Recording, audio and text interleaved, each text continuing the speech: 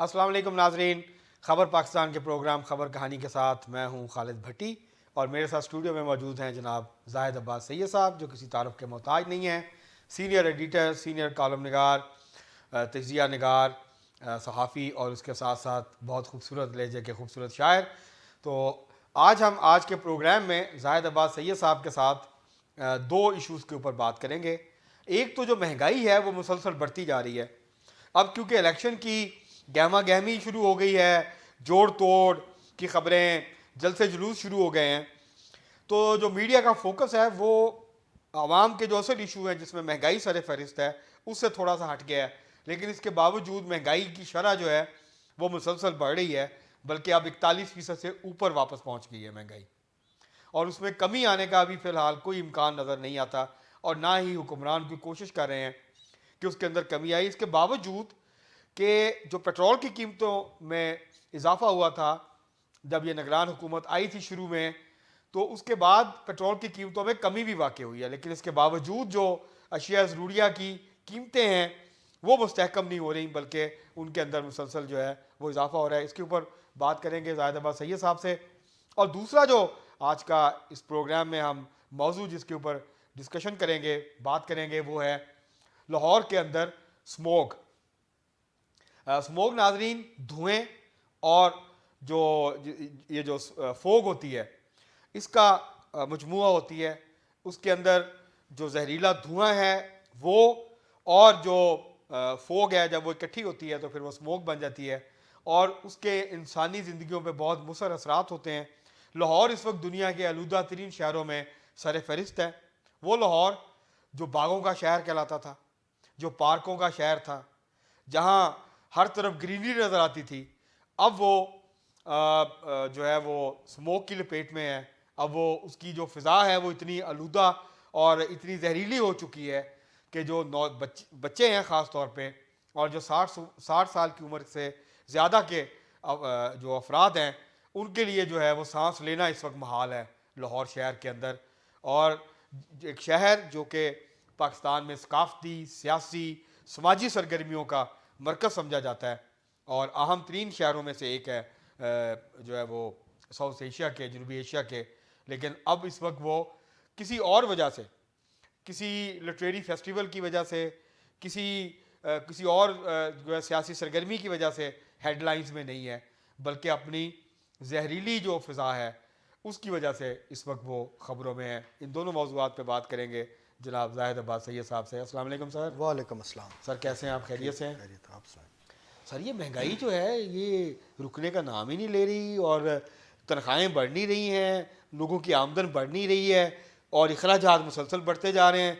बिजली फिर महंगी कर दी है हुकूमत ने, और सुना है कि इस दफ़ा शायद पेट्रोल भी महंगा होने जा रहा है, या शायद कीमतें बरकरार रखी जाएँ। तो ये महंगाई के ऊपर कंट्रोल क्यों नहीं कर रही है हुकूमत? अच्छा, महंगाई बढ़ने की जो दो बुनियादी वजूहात थीं वो पेट्रोल और डॉलर को करार दिया जा रहा था। जी अब दोनों पर काबू पाया जा चुका है। जी ऑलमोस्ट डॉलर भी गिरफ्त में है और पेट्रोल की भी कीमत पिछले दिनों कम हुई है। जी जी 15 दिन से वो बरकरार है जी ताहाल। तो इस तनाज़र में देखा जाए तो ये जो महंगाई है, खुसूसी तौर पर अशियाए खुरोनोश की जो कीमतें बढ़ी हैं, आसमान से बातें कर रही हैं, इसकी होशरबा महंगाई जो हो रही है इसके ज़िम्मेदार जो हैं वो ताजर हैं। बुनियादी तौर पर ये मुनाफा खोर, ज़ख़ीरा अंदोज़ ये लोग हैं जिन्होंने मसनूई महंगाई पैदा कर दी है। ये आपने बड़ी अच्छी बात की है, क्योंकि इसके ऊपर काम बात नहीं करते, हाँ, इधर उधर की बातें करते हैं नहीं लोग। असल लेकिन आपने असल पॉइंट पे पहुंचे, नुक्ते पे पहुंचे हाँ, हैं ये कि मैं जो मसनूई महंगाई है, हाँ ये मिसमैनेजमेंट है हमारी हुकूमत की। एडमिनिस्ट्रेटिव पहलू जो देखा जाए तो वो इलेक्शन का माहौल है। जी जी तो ये जो बड़े लोग हैं, बासर लोग हैं, जिनके वोट हैं, जिनका वोट बैंक है और वो रिलेट कर रहे हैं, असर रखते हैं, उन्हें छेड़ा नहीं जा रहा। ये मैं आपको कुछ थोड़ी देर सी के लिए आपकी इस बात को सेकंड करते हुए, जो आपने बात की है ना, सरकारी इदादो शुमार जो है इसकी गवाही दे रहे हैं। हुकूमत की एक प्राइस मॉनिटरिंग कमेटी है, जी बिल्कुल, उसने रिपोर्ट जारी की है हाँ जी, जिसमें ये कहा है कि पहले जो होल सेल और रिटेल की कीमतों का फ़र्क था वो 70% था, وہ اب کم ہو کے 40% پہ آ گیا ہے, 30% پہ آ گیا ہے. صحیح. تو یہ ابھی بھی بہت زیادہ ہے. اس کا مطلب آپ نے جو بات کی ہے, میں صرف آپ کو سیکنڈ کر رہا ہوں, آپ کی بات کی تائید کر رہا ہوں کہ حکومت کے اپنے اعداد و شمار یہ ثابت کر رہے ہیں کہ ملک کے اندر ایک مہنگائی, مصنوعی مہنگائی کی لہر ہے, ہاں. اور حکومت کی جو انتظامی مشینری ہے وہ ناکام نظر آتی ہے, بے بس نظر آتی ہے. بے بس نظر آتی ہے, کیونکہ دیکھیں اب 2200 سے 2500 تک لاہور میں گوشت جو ہے, جو چھوٹا گوشت ہے, بکرے کا گوشت ہے, وہ اب خواب بن گیا ہے. ایک میڈیاکر یا ایک مزدور ظاہر صاحب جس کی آمدن 30-40 ہزار روپے ماہانہ ہے, وہ کام کھا سکتا ہے, وہ تو پائیا گوشت بھی نہیں کھا سکتا, سال ایک پاؤ گوشت قربانی پر اسے کوئی دے جائے گا تو وہ کھائے گا. جو حالات بنا دیے گئے, صحیح کہہ رہے ہیں, جس طرح کے حالات پیدا کر دیے گئے, زندگیاں بڑی تلخ ہو گئی ہیں. ہاں, یہ جو ساری سیاست کا محور جو ہے نا, یہ اب مہنگائی ہی رہے گا. پہلے بھی مہنگائی تھا, یہ جو پی ڈی ایم کی گورنمنٹ آئی تھی تو اس نے مہنگائی کا نعرہ لگایا تھا نا کہ ہم ختم کریں گے, ہاں مہنگائی ختم کریں گے. یہ کہتے تھے, ایک ہی ان کے پاس تھا کہ یہ کہتے تھے کہ عمران خان کی حکومت نااہل ہے, نالائق ہے, یہ مہنگائی ہو گئی تھی, انہوں نے مہنگائی کر دی ہے, ہم آئیں گے ہم سب ٹھیک کر دیں گے. ہاں, لیکن انہوں نے پھر چیخیں نکلوائی مہنگائی کے حوالے سے. لوگ بھول گئے عمران خان کی 15 مہینے کی جو کارکردگی انہوں نے دکھائی ہے, وہ ماشاءاللہ عمران خان کی جو زیادتیاں تھیں یا ظلم تھا وہ ہم بھول گئے, لوگ بھول گئے, اور انہیں یہ یاد رہ گیا کہ یہ پچھلا تو انہوں نے ہمیں مزہ چکھایا تھا اس پہلو میں. دیکھیں آٹا, دالیں, چینی, یہ جو ضرورت کی اشیاء خور و نوش جسے ہم کہتے ہیں خوراک کے لیے, یہ جو مزدور طبقہ ہے انسان کی, یہ وہ ضروری زندہ رہنے کے لیے لازم چیزیں ہیں. دیکھیں نا ان کے بغیر, زاہد صاحب یہ کہتے تھے ہمیں, حکمران ہمیں بتاتے ہیں بالکل کہ جی عالمی منڈی میں فلاں چیز کی قیمت بڑھ گئی جس کی وجہ سے پاکستان میں وہ چیز مہنگی ہو گئی. عالمی منڈی میں 9% کوکنگ آئل کی قیمت گری ہے, پاکستان میں 4.5% بڑھ گئی. تو کوئی تک بتائے نا, مطلب کوئی ہمیں بتائیں. یعنی میں اب سادہ زبان میں بات کروں گا کہ ایک مزدور جو ہے اس کے لیے ہانڈی اور روٹی کا معاملہ جو ہے نا, کچن کا جو معاملہ جان جوکھوں کا کام, وہ اس کے لیے جوئے شیر لانے کے مترادف ہو گیا. اور یہ نہیں کہ وہاں اوپر چلے جائیں, متوسط سے اوپر جو میڈیاکر سے ذرا اوپر طبقہ ہے وہ بھی سفید پوش لوگ ہیں, وہ کہتے نہیں ہیں لیکن ان کے ساتھ وہ جو گاڑیوں پر گھومنا چھوڑ دیا ہے, وہ کچن سائیکلوں پہ آ گئے ہیں, اور موٹر سائیکلوں والے سائیکل پر آ گئے ہیں. جو بڑی گاڑیاں یوز کر رہے تھے وہ چھوٹی یوز کر رہے ہیں, چھوٹی کر رہے ہیں. تو یہ سارا جو ہمارے معیارات ہیں زندگی کے, یا ہمیں بنیادی ضروریات کی جو چیزیں ہیں وہ پورا کرنا اب ہمارے لیے مسئلہ بن گیا ہے. ظاہر صاحب میں آپ, کیونکہ ماشاء اللہ آپ نے زندگی کی کافی ساری بہاریں دیکھ لی ہیں, 50-60 تو دیکھ ہی لی ہیں, تو 50 سے اوپر تو میں نے بھی دیکھ لی ہیں. میں نے تو کم از کم اپنی زندگی میں اتنی خوفناک صورتحال نہیں دیکھی, مہنگائی, غربت, بے روزگاری کے حوالے سے. آپ اپنا جو تجربہ ہے آپ کا اتنا, آپ نے کبھی اس سے برے حالات دیکھے ہیں پاکستان میں لوگوں کے لیے, مہنگائی کے حوالے سے, غربت, بے روزگاری کے حوالے سے؟ اچھا, ہماری اقدار بھی بتدریج گراوٹ کی طرف گئی ہیں. بالکل صحیح. دیکھیں ہم نہیں پوچھتے اپنے محلے میں کیا ہے, کون کیسے زندگی گزار رہا ہے, کون کیا کرتا ہے, اس کا ذریعہ معاش کیا ہے, یا اس طرف ہم نے دھیان ہی نہیں دیا. یہ تو ایک الگ بات ہے نا کہ ہمارے اپنے ایک اجتماعی ایفرٹس ہوتی ہیں. جی.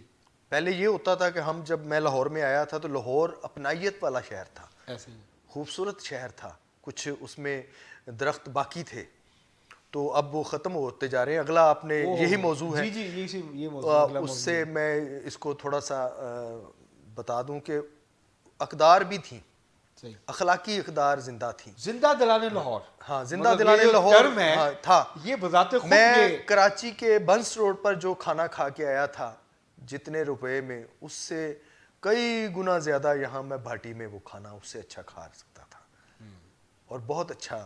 وہ یہ ارلی 80s کی بات کر رہا ہوں, 70s اور 80s کے درمیان. مطلب کراچی میں کھانا مہنگا تھا ان دنوں, میرے سستا تھا. لاہور میں اب الٹ ہے, اب کراچی میں مہنگا ہے, کراچی میں سستا ہے. کراچی میں کھانا سستا ہے. ہاں, کراچی کا کھانا دیکھیں وہ ایک, اور یہ بھی میں نے لاہور میں دیکھا ہے, ہم 4-5 دوست کسی ہوٹل میں چلیں گے, شاعر ادیب, اس زمانے میں پی ٹی وی ہوتا تھا. وہ کسی دوست, کوئی اینکر یا کوئی شاعر وائر ہے یا کوئی اس کا تھوڑی سی چہرہ, تو ہوٹل والے اس کو انداز سے رسپیکٹ کرتے تھے, نہیں جی آپ کا بل نہیں لیں گے, اب آپ جا کے دکھائیں, ना आप तो पहचानता ही कोई नहीं है। اور دیکھیں غربت تو اس وقت بھی تھی, مساوات بند ہو گیا, اخبار ہمارا تو بڑے حالات خراب تھے, تنخواہیں نہیں ملی لوگوں کو, تو بہت سارے لوگ فاقہ کشی پر اتر آئے, مجبور ہوئے, تو اس کے باوجود زندہ رہے. صحیح. کوئی نہ کوئی ساتھی, کوئی کسی نہ کسی طریقے سے چھوٹا موٹا کام, فری لانس ادھر ادھر کی چلتا رہا. لیکن اب حالات بالکل یکسر بدل گئے ہیں. اب جو بڑے سے بڑے کسی چینل میں, میں وارداتیوں کی بات نہیں کر رہا, جو جینون جرنلسٹ ہے, جرنلسٹ ہے, جو میں تو اپنے قبیلے کی بات کروں گا, تو وہ صبح کھاتا ہے اور درمیان میں دوپہر کا کھانا گول کر جاتا ہے.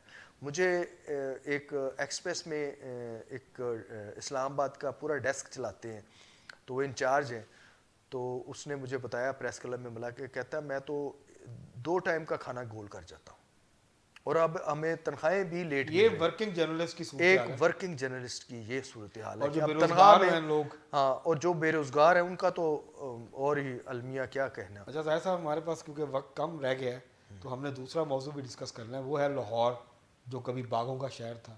ہاں, کراچی کو کہتے تھے روشنیوں کا شہر, ہاں, اور لاہور کو کہتے تھے باغوں کا شہر. لاہور میں باغ نہ رہے, کراچی میں روشنیاں نہ رہی, وہاں 12 16 گھنٹے کی لوڈ شیڈنگ ہوتی ہے.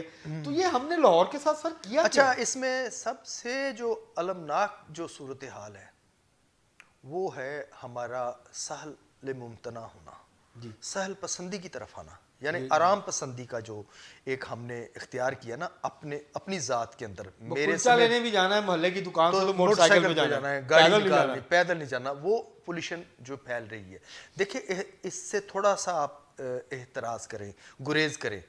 پیدل چلتے تھے لوگ, میں دیکھ رہا تھا علی رضوی جیسے لوگ, بڑے بڑے صحافی, حمید اختر, یہ سارے پیدل چلتے تھے. مال پر سائیکل پہ نہیں تھی, پیدل چلتے تھے. آغا امیر حیدر سے لے کر سارے جتنے بھی ہمارے بڑے جو امیر لوگ تھے وہ بھی.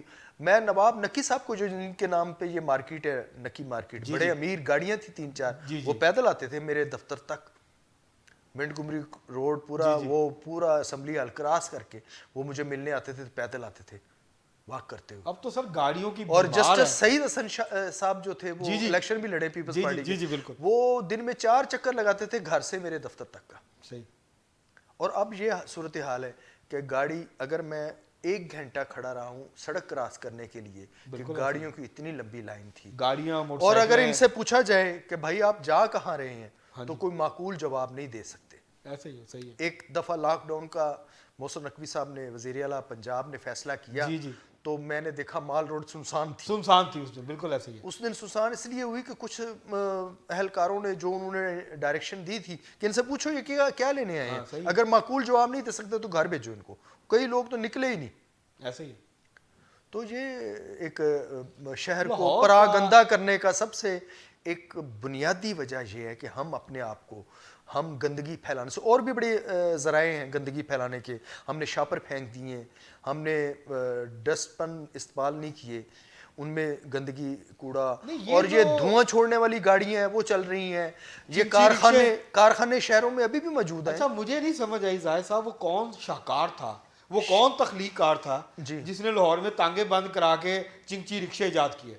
یہ ایک غربت کا ایک وہ شاخسانہ ہے.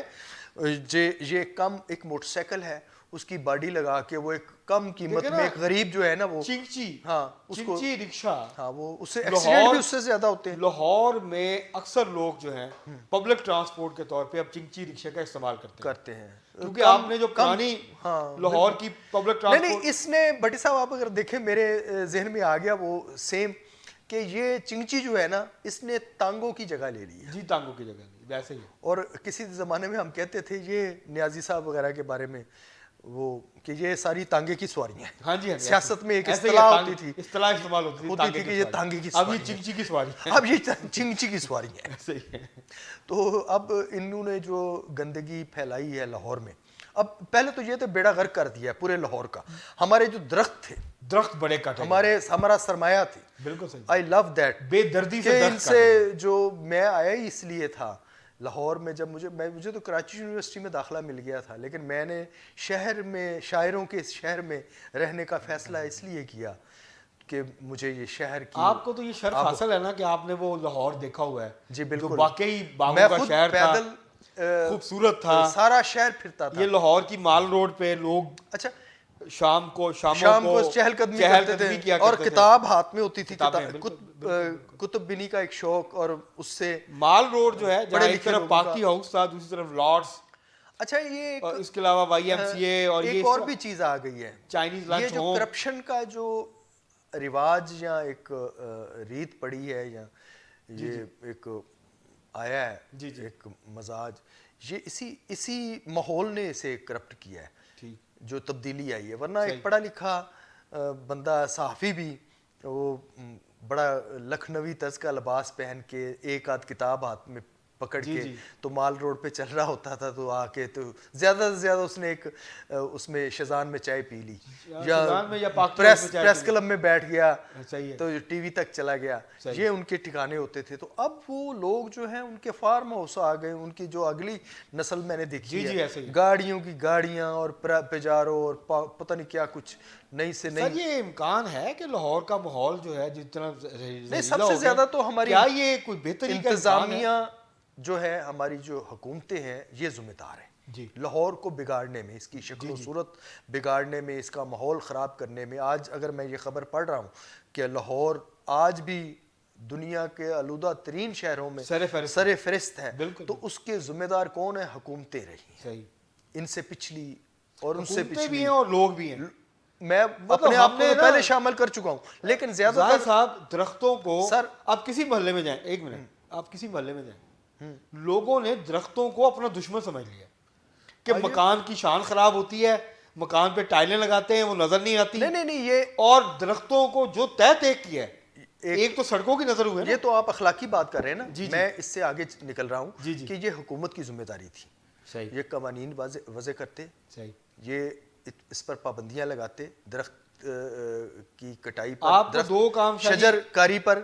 شاہ جی آپ کو دو کام کرنے پڑیں گے لاہور کو. میں اب اپنے استاد کا شعر سناؤں گا. جی سر. وہ ویسے تو ان کا نام صفدر نقوی تھا، لیکن وہ نردوش ترابی کے نام سے مشہور ہوئے تھے. 80s میں بہت اچھے شاعری کرتے تھے. تو